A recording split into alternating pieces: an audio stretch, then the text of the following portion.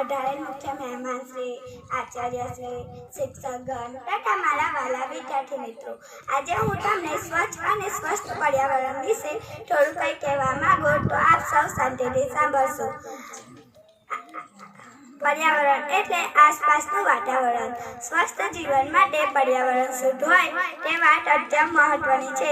વિજ્ઞાન અને ટેકનોલોજી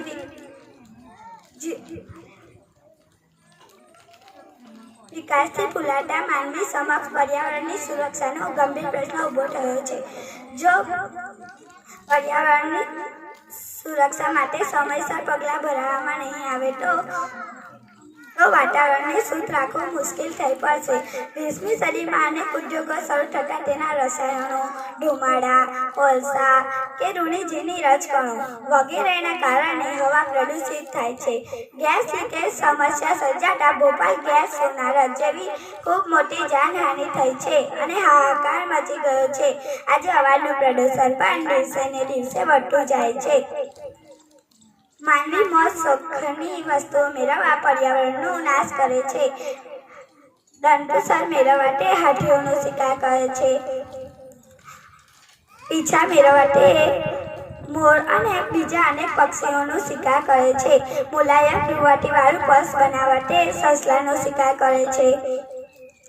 ઘરનું ફર્નિચર બનાવવા તે આડેધડ વૃક્ષો કાપે છે। જંગલોમાંથી વૃક્ષો કપાતા જંગલી પ્રાણીઓની સુરક્ષા ઘટી ગઈ છે। આજે અનાજનું ઉત્પાદન વધારવા માટે રાસાયણિક ખાતર, જંતુનાશક દવાનો બેફામ ઉપયોગ થાય છે।